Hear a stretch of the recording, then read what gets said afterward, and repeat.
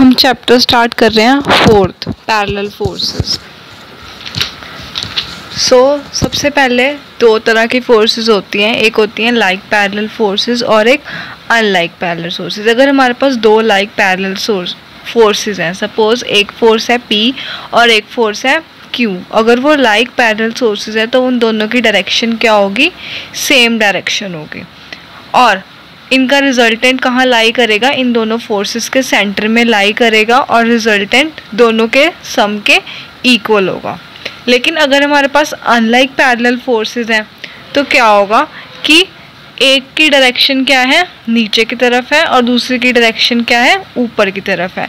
और इनमें से जो फोर्स बड़ा होगा, suppose P is greater than Q, तो क्या होगा, इसकी लाइन थोड़ी बड़ी है और इसकी लाइन छोटी है और रिजल्टेंट कहाँ लाई करेगा, जो फोर्स बड़ा है उसके पास रिजल्टेंट लाई करेगा। कौन सी फोर्स बड़ी है, P फोर्स बड़ी है, तो रिजल्टेंट P के पास लाई कर रहा है और रिजल्टेंट क्या होगा, P माइनस Q, क्योंकि दोनों की डायरेक्शन क्या है, ऑपोजिट है। अब इसमें फॉर्मूला कौन सा लगता है, अगर हमारे पास यहाँ पे लाइक पैरेलल फोर्सेज हैं और अगर हम P फोर्स की बात करें तो इसके नीचे हम कौन सी लिखेंगे, ये BC क्या है, it is the distance between other two forces.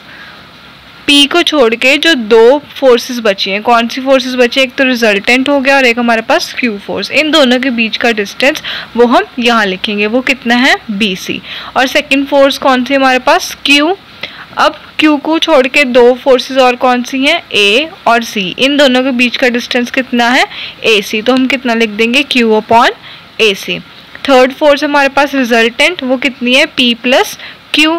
इसको छोड़ के दो फोर्सेस कौन से हमारे पास, P और Q, तो इन दोनों के बीच का डिस्टेंस कितना है, AB, या तो हम AB लिख सकते हैं, इसे कैसे लिख सकते हैं, BC plus AC which is equal to AB, इस तरह से लिखते हैं हम। उसके बाद जो अनलाइक वाली फोर्सेस होती हैं उसमें भी हम सेम ही फॉर्मूला पुट करेंगे। इसमें भी हम क्या करेंगे, अगर हम P की बात कर रहे हैं, इस फोर्स की बात कर रहे हैं, तो बाकी दो फोर्सेस कौन सी हैं, एक तो P minus Q resultant force है और एक B है, इन दोनों के बीच का डिस्टेंस कितना है, BC। तो क्या आ जाएगा हमारे पास, P upon BC it is equal to, second force कौन सी है, Q, और इनको छोड़ के दो फोर्सेस कौन सी हैं, ये दोनों, इनके बीच का डिस्टेंस कितना है, AC, तो क्या आ जाएगा, Q upon AC। Third force कौन सी हमारे पास, रिजल्टेंट P माइनस Q, तो यहाँ पर क्या आ जाएगा, P minus Q upon AB। तो हमारे पास क्या फॉर्मूला बना, P upon BC it is equal to Q upon AC it is equal to P minus Q upon AB, और P माइनस Q को आप रिजल्टेंट फोर्स R भी लिख सकते हो। अब उसके बाद हम क्वेश्चन करेंगे।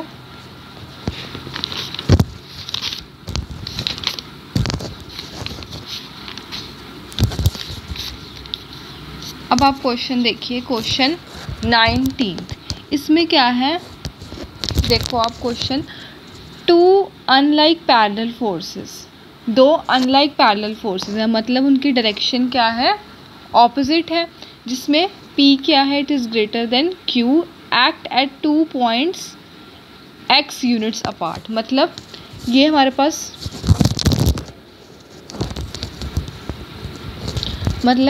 पास, दो फोर्सेस हैं P और एक Q, दोनों कितने डिस्टेंस, दोनों यहाँ पे एक्ट कर रही हैं, दोनों ऑपोजिट डायरेक्शन में है PQ, और इन दोनों के बीच का डिस्टेंस कितना है, x। उसने बोला है show that if the direction of P is reversed the resultant is displaced through a distance of this. वो कहता है कि अगर हम क्या करें, डायरेक्शन ऑफ P, मतलब अब यहाँ पे P इस डायरेक्शन में एक्ट कर रही है, अगर हम सेकंड केस में क्या करें, P की डायरेक्शन रिवर्स कर दें, मतलब ऑपोजिट कर दें, P ऑपोजिट डायरेक्शन में एक्ट करेगी, तो जो उसका रिजल्टेंट है वो कितना यूनिट जो है वो अपार्ट हो जाएगा। मतलब यहाँ पे रिजल्टेंट क्या था, P के पास एक्ट कर रहा है because P is greater than Q, तो कितना आ गया, P माइनस Q। लेकिन अगर हमने डायरेक्शन रिवर्स कर दी है तो क्या करेगा, इन दोनों के बीच में रिजल्टेंट लाई करेगा which is P plus Q। तो ये जो C और ये जो C डैश है, हमें बताना है कि ये इनका डिस्टेंस कितना है, मतलब कि पहले रिजल्टेंट यहाँ था, फिर वो यहाँ शिफ्ट हो गया, तो वो कितने यूनिट से शिफ्ट हो गया, हमें वो बताना है। सबसे पहले हमने क्या करा, let the resultant P minus Q act at C, कि जो ये दो फोर्सेस हैं P और Q, इनका रिजल्टेंट क्या है, P माइनस क्यू, वो कहाँ एक्ट कर रहा है, C पे एक्ट कर रहा है। जब P और Q कहाँ पे लग रहे थे, A और B पे। अब हमें पता था कि इन दोनों के बीच का डिस्टेंस कितना है, x है, ए बी के बीच का डिस्टेंस है x, तो हमने लिख दिया ए बी किसके इक्वल है, x के इक्वल। अब हम फॉर्मूला लगाएंगे पैरेलल फोर्सेस का। P फोर्स की बात करें तो इसको छोड़ के बाकी दो फोर्सेस कौन से हैं, ये दोनों, इन दोनों के बीच का डिस्टेंस कितना है, BC, तो आ गया P upon BC it is equal to, Q की बात करें तो फिर बाकी दो फोर्सेस के बीच का डिस्टेंस है AC, तो कितना आ गया, Q अपॉन CA या AC it is equal to, resultant क्या है, P माइनस Q, बाकी दो फोर्सेस के बीच का डिस्टेंस AB। अब हमें क्या निकालना है, CA निकालना है। तो CA निकालना, हमने इन दोनों को क्या कर देना है, हमने इक्वेट कर देना है। तो CA की वैल्यू क्या आ जाएगी हमारे पास, Q upon P minus Q into x. अब सेकंड केस क्या लेंगे, जब हमारा P की डायरेक्शन क्या होगी, रिवर्स होगी, तो रिजल्टेंट कहाँ पे आ गया, C डैश पे आ गया, which is equal to P plus Q। यहाँ पे अगर हम फॉर्मूला लगाएंगे तो क्या बनेगा, P upon B C dash it is equal to Q upon बाकी दो फोर्सेस के बीच का distance AC dash it is equal to P plus Q, बाकी दो फोर्सेस के बीच का डिस्टेंस AB। अब हमने यहाँ से किसकी वैल्यू निकालनी है, AC डैश की। AC डैश की वैल्यू हमने निकालनी है कैसे, इन दोनों को इक्वेट करके, वो कितनी आ गई, Q upon P plus Q into x. अब रिक्वायर्ड डिस्टेंस कितना है, हमें क्या निकालना था कि रिजल्टेंट कितना डिस्प्लेस हो गया, C और C डैश का डिस्टेंस निकालना था। C डैश इसके इक्वल है, यहाँ से अगर हम देखें C और C डैश के बीच में कितना डिस्टेंस है, CA प्लस AC डैश। अब हमने CA की वैल्यू यहाँ ऊपर से निकाली थी, वो हमने यहाँ पुट कर दी, AC डैश की वैल्यू हमने यहाँ पुट कर दी। दोनों में से क्या कॉमन निकल जाएगा, QX हमने बाहर कॉमन निकाल लिया, अंदर क्या बचा, 1 upon P minus Q plus 1 upon P plus Q। फिर उसके बाद हमने LCM ले लिया दोनों का, तो हमारे पास ये आ गया, Q से Q कट गया, क्या बचा 2P, यहाँ पे कौन सा फार्मूला लग जाएगा, A plus B into A minus B it is equal to A square minus B square dot QX। तो हमारे पास ये रिज़ल्ट आ गया which is our required answer, हमें यही निकालना था। ठीक है, उसके बाद हम नेक्स्ट एग्जाम्पल करेंगे। नेक्स्ट एग्जाम्पल क्या है, two like parallel forces P Q act at 2 points of a body. दो लाइक पैरेलल फोर्सेस हैं P एंड Q, ये दो लाइक पैरेलल फोर्सेस ले ली हमने P Q, ये एक बॉडी पे 2 पॉइंट्स पे एक्ट कर रही है which are A and B point. If Q be change to P square upon Q, अगर हमने Q को चेंज कर दिया, क्या बना दिया इसको, P स्क्वायर अपॉन Q, तो इन दोनों का रिजल्टेंट कितना हो जाएगा, बीच में लाई करेगा बिकॉज दे आर लाइक, तो कितना हो जाएगा P plus P square upon Q। फिर क्या लिखना है हमने, show that the line of action of resultant is same as it would be if the forces are simply interchange. वो कहते हैं कि पहले हमने दो फोर्सेस ली P Q जो कि एक्ट कर रही है AB पॉइंट्स पे, अगर हमने Q को किस में चेंज कर दिया, P स्क्वायर अपॉन Q में, तो हमारे पास कितना रिजल्टेंट आएगा ये। वो कहते हैं अगर हम P और Q को इंटरचेंज कर दें, मतलब P की जगह Q कर दें और Q की जगह P कर दें, तो भी क्या आएगा, सेम रिजल्टेंट आएगा जो इस केस में आएगा। इस केस में रिजल्टेंट कितना बन रहा है, Q प्लस P, मतलब हमने क्या प्रूव करना है कि ये दोनों रिजल्टेंट क्या है, सेम। तो सबसे पहले हमने लेट कर लिया P Q फोर्सेस कहाँ एक्ट कर रही है, AB पॉइंट्स पे, और जब हमने Q को चेंज कर दिया P स्क्वायर अपॉन Q में, तो हमारा रिजल्टेंट कितना बन गया, ये रिजल्टेंट बन गया जो कहाँ पे एक्ट कर रहा है, C1 पे। अब हमने इसके ऊपर फॉर्मूला लगाना है पैरेलल फोर्सेस का।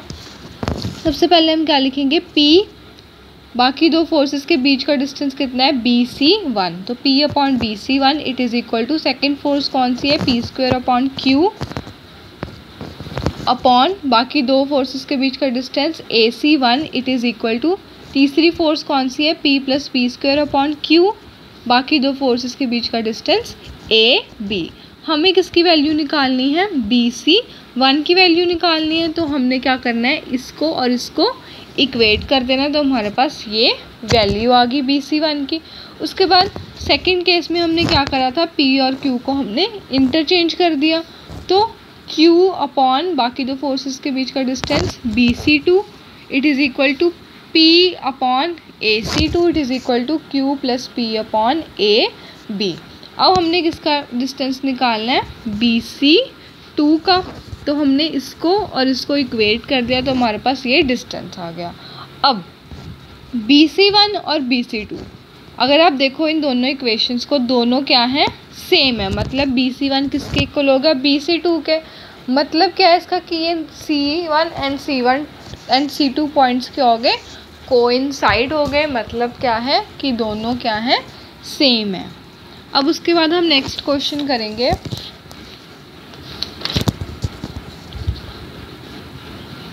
देखो यहाँ पे a rod AB of length A plus B weight W has its centre of gravity at a distance A from A। हमारे पास एक रॉड है, कौन सी रॉड है हमारे पास, AB रॉड है, जिसकी लेंथ क्या है, A प्लस B। मतलब इस पूरी रॉड की लेंथ कितनी है, A प्लस B। और उसका जो वेट है W, ठीक है, वो यहाँ पे लाई कर रहा है। और यहाँ पे क्या है, सेंटर ऑफ ग्रेविटी। और ये जो सेंटर ऑफ ग्रेविटी है ये A पॉइंट से कितना दूर है, A डिस्टेंस पे है सेंटर ऑफ ग्रेविटी A से। उसके बाद क्या लिखा है, it rest on parallel knife edges at a distance C apart in same horizontal plane. मतलब ये जो हमारे पास रॉड है A प्लस B लेंथ की, ये किसके ऊपर रेस्ट कर रही है, दो नाइफ एजेस के ऊपर रेस्ट कर रही है। वो कौन से हैं, C और D। और इन दोनों C D के बीच का डिस्टेंस कितना है, C। So that equal portion of rod projected beyond each knife. मतलब इस तरह से रखे गए हैं कि ये जो बाहर वाला डिस्टेंस है, ये दोनों ये क्या है, सेम है। और इन दोनों नाइफ एजेस के बीच का डिस्टेंस कितना है, C।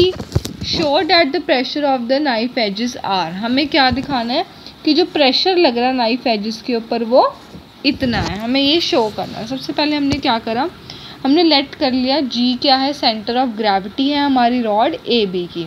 अब हमें पता है कि जो AG है, हमने बताया इस दोनों के बीच का डिस्टेंस कितना है, A।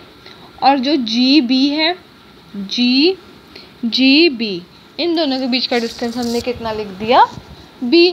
क्योंकि देखो पूरी रॉड की लेंथ कितनी थी, A प्लस B। अब उसमें से हमें उसने बोल दिया कि ये डिस्टेंस कितना है, A। तो बचा हुआ कितना हो जाएगा, B। ठीक है, तो हमने GB की वैल्यू कितनी लिख दी, B। अब जो नाइफ एजेस है वो कहाँ पे लाई कर रहे हैं, C और D पे।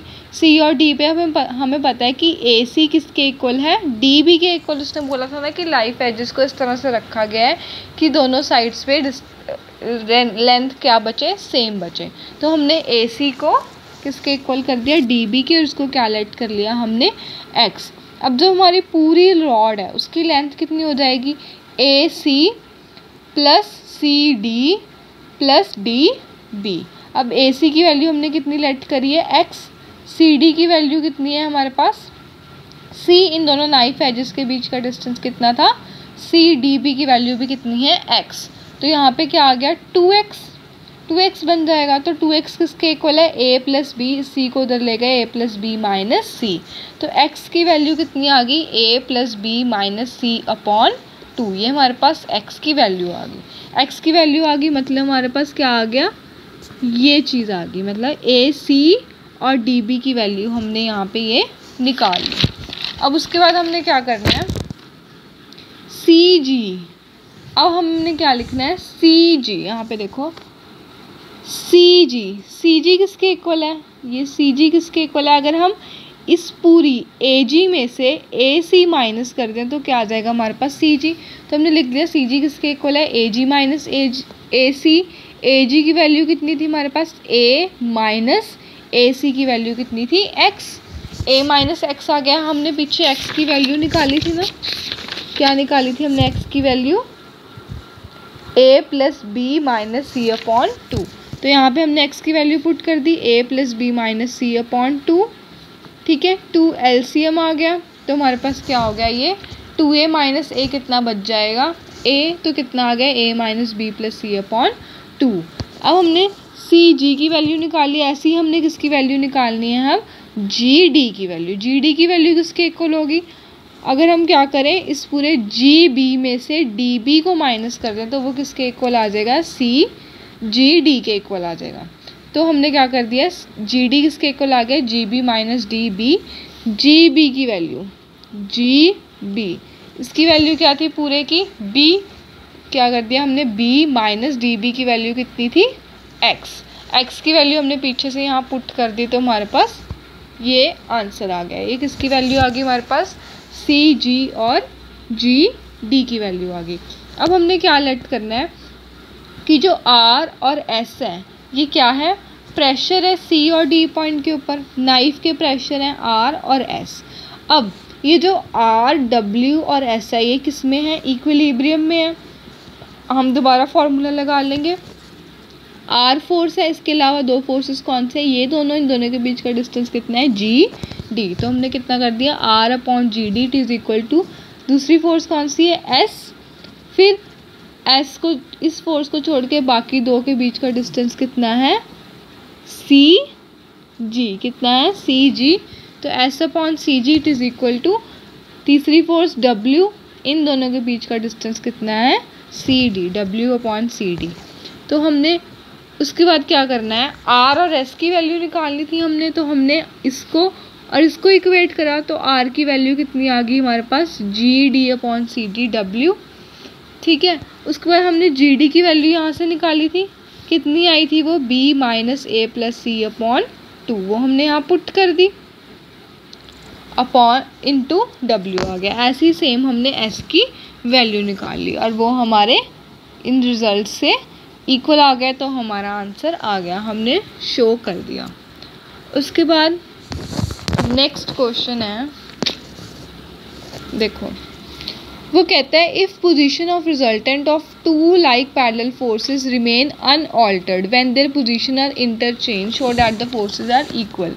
वो कहता है कि अगर हमारे पास दो लाइक पैरेलल फोर्सेस है और उनका जो रिजल्टेंट है वो क्या है, सेम ही आ रहा है, जब हमने उन दोनों फोर्सेस को क्या कर दिया, दोनों को इंटरचेंज कर दिया, तब भी क्या आ रहा है, रिजल्टेंट सेम आ रहा है। तो आपको शो करना है कि वो जो फोर्सेस हैं दो, वो क्या है, सेम है। तो हमने दो फोर्सेस कौन सी ली है, P और Q, ए बी पॉइंट पे ये एक्ट कर रही हैं और इन दोनों का रिजल्टेंट कितना आ जाएगा, P प्लस Q।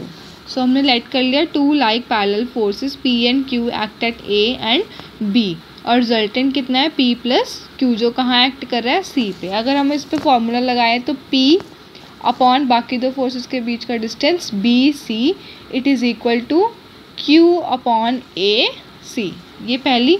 उसके बाद हमने क्या कर दिया, P और Q को क्या कर दिया, इंटरचेंज कर दिया। जब हमने इंटरचेंज कर दिया तब भी उसका रिजल्टेंट जो था, हमने उस रिजल्टेंट को ले लिया T, वो कितना आ रहा है, सेम आ रहा है, R के इक्वल आ रहा है T, P प्लस Q के, वो भी कहाँ एक्ट कर रहा है, C पे।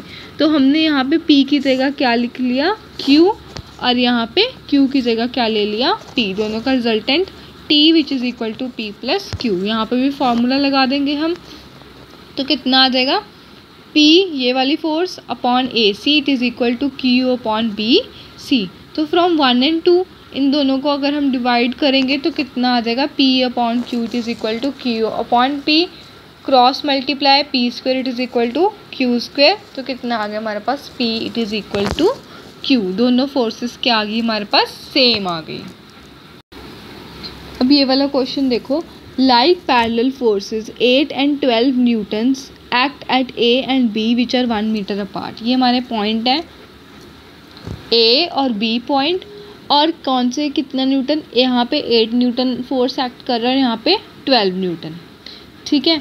हमने क्या निकालना है, इनका रिजल्टेंट ऑब्वियसली जो हमारी फोर्स बड़ी होगी रिजल्टेंट क्या होगा उसके पास होगा, तो रिजल्टेंट हमने इस फोर्स के पास बना लिया और वो कितना हो जाएगा 8 + 12 के equal, and 8 + 12 it is equal to 20, और इन दोनों पॉइंट्स के बीच का डिस्टेंस कितना है 1 मीटर। अब हम फॉर्मूला लगा देंगे। सबसे पहले हमने क्या करा, 2 लाइक फोर्सेस ले लिए, ए और बी पॉइंट पे एक्ट कर रहे हैं which are 8 and 12 newton respectively. अब मैग्नीट्यूड ऑफ रिजल्टेंट कितना आ जाएगा 8 + 12 वो कितना है 20 न्यूटन्स। अब हम क्या करेंगे, सबसे पहली फोर्स कौन सी हमारे पास 8, बाकी दो फोर्सेस के बीच का डिस्टेंस कितना है बी सी, तो क्या कर दिया हमने 8/BC it is equal to दूसरी फोर्स कौन सी है 12, बाकी दो फोर्सेस के बीच का डिस्टेंस ए सी, तो 12/AC it is equal to resultant 20, बाकी दो फोर्स के बीच का डिस्टेंस ए बी, तो 20/AB, तो 8/BC it is equal to 12/AC it is equal to 20/AB। AB की वैल्यू कितनी दे रखी है हमें 1, तो हमने 1 यहाँ पे पुट कर दी।